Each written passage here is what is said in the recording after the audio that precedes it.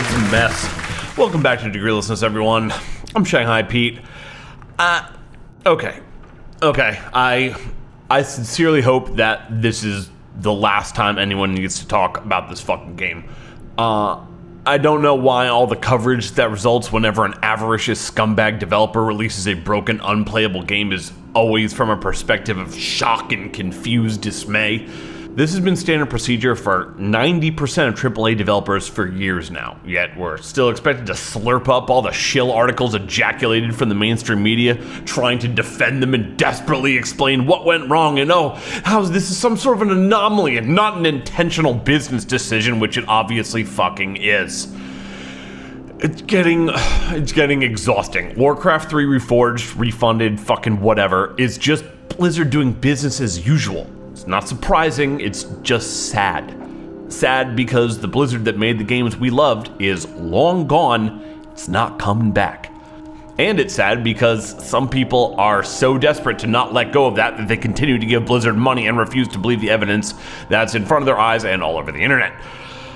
This is not the Blizzard that made the original Warcraft games, or Diablo 1 and 2, or Classic WoW, or the Burning Crusade.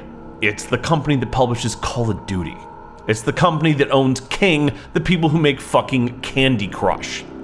So let's clear up a few things first that seem to be causing some confusion, or at the very least sparking disingenuous debate. How common. Did Blizzard QA this game? Yes. They knew all about the bugs, they just didn't care. Did they intentionally lie in all the advertising and marketing despite knowing that customers would notice? Yes. They just didn't care. Did they take your pre-order money, fully aware that people would be disappointed when they played the final game? Yup. And they just didn't care. Did they refuse refunds to customers regardless of the inevitable outrage that would ensue? Yup. They just didn't care. Did they design it to purposely make the original version of the game inaccessible even though they knew that doing so would upset tens of thousands of their loyal customers? Yeah, and they just didn't care. Did the internal Blizzard team only focus on changes and updates that prioritize business goals while simultaneously negative affecting the playability of the game itself? Of course. They don't fucking care. Are you starting to notice a trend here? Everything Blizzard has done with this game, the false advertising, outsourcing, inclusion of game-breaking bugs, anti-consumer refund policy, etc., has been on purpose. It's not some terrible mistake that by some astronomically unlikely sequence of events led to the game being released in this state accidentally. I'm honestly running out of ways to keep explaining this. No matter how abhorrent and morally nauseating their conduct may be, it doesn't mean Blizzard is stupid or incompetent or sloppy. Far from it. Quite the opposite, in fact, as history will show us. As I've said before, they are experts at releasing shit, broken, unplayable, and manipulative garbage game experiences that people will buy anyway, just like pretty much any other AAA developer. That's what they do. They are so good at it that they know precisely how much shit they can force customers to tolerate while still meeting financial goals. Do you think it's a coincidence that they're all of a sudden making it so easy to refund the game now? Of course it isn't. While I'd like to believe that the vocal consumer outrage contributed at least in some small part to the sudden change in their refund policies, it's far more likely that their internal numbers show that profits have hit a point where they can safely process the number of refund requests they expect to receive while still meeting the business financial expectations for the product. Just like their bullshit boilerplate insult and non-apology, it's all a fucking charade. It's not an accident that they already have a patch ready to release that fixes many of the, let's call them bugs in air quotes. You think they just conjured a patch that addressed a multitude of crucial game issues that remained unfixed for the entire development cycle in less than 2 weeks? Fuck no, this is all part of the plan. And while we're on the subject of release games that are unplayable until a patch comes out at some point later down the line, if you'll just allow me a brief tangent for a moment. I don't give a fuck if you guys have some magic patch ready after release that will miraculously fix all the problems, which, by the way, it absolutely will not in this case, and in the case of other games, historically has not either. In fact, in some instances, Bethesda, it actually has made the game worse. If a game requires a patch post-release to make it playable and meet the minimum standards of what was advertised, I'm sorry, but that doesn't fucking count. If you need to fix minor issues that may have cropped up or improve an existing system post-release, fine. By all means, I appreciate the continued support and that you're standing by your product. But that is not the same thing as a game that simply does not function upon release until you put out a fix weeks later.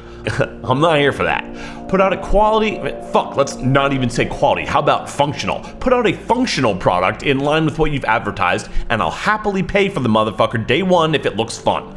Otherwise, you can go fuck yourselves. When people buy these games anyway, or pre-order them, you're just supporting this practice. Please stop. Jesus, even the Quartering, who's one of the best pro-consumer content creators out there, said he'd give Warcraft 3 a fucking 5 or 6, and that it didn't deserve a 0.5. I don't think the game is a 0.5. The game is probably a 5 or a 6 out of 10. Dude, what the fuck are you saying? Blizzard took a legendary game that was near perfect, and not only did they fail to do a single thing to improve it that they said they would, but they also retroactively ruined the original. A game, by the way, that unless you're willing to pirate, you can never play again. It's gone, forever erased. Which, incidentally, I'm sure was the entire point of the new version in the first place. But I digress. The game, quite literally, was unplayable for many people. It actually removed advertised features and prevented you from ever playing again a previous superior version of the game that you'd already paid for. Gee, if a game that meets 0 of its advertised features, bears no resemblance to what customers were told they paid for, and was even virtually unplayable for a majority of people does not deserve a 0.5, then tell me please what the fuck does? And also, while we're on the Quartering, we need to take a moment to disagree with something else he said recently.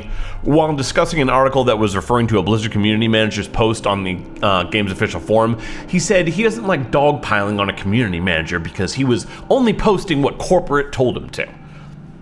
Okay, why? Because if angry customers type mean things to him on the internet, he'll get sad? That's his fucking job. He's a community manager. That's what he signed up for. If he can't take that kind of shit, then he shouldn't have taken that job. I work IT, for example. If I had a panic attack or broke down in tears whenever a hard drive needed replacing, you wouldn't blame the hard drive, you'd probably think I need to get a different fucking job. Interacting with customers, and dare I say, managing the community, is every bit this guy's responsibility, and not that of the developers or even the corporate higher-ups. Would it be nice if the people who were truly responsible for customers' issues were the one that had to directly answer to them? Yeah, of course, obviously, but that's not how anything works. Instead, corporate execs pay people to deal with that so they don't have to.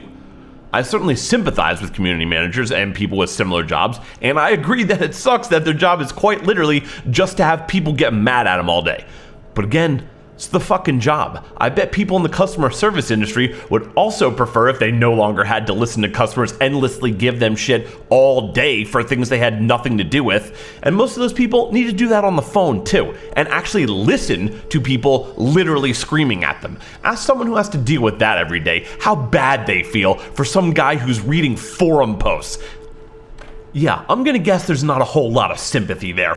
The forums and social media that these people manage are the intended official channels for customers to voice their concerns, grievances, or anything else. And as such, you should feel free to say whatever the fuck you want on there. I'm sorry, but I'm not gonna say that you shouldn't let Blizzard know that they're fucking deceitful, predatory scumbags and that the game they sold you is garbage just because it might upset the employee whose job it is to read what you have to say. Oh, that's so sad. I'm so sorry for you.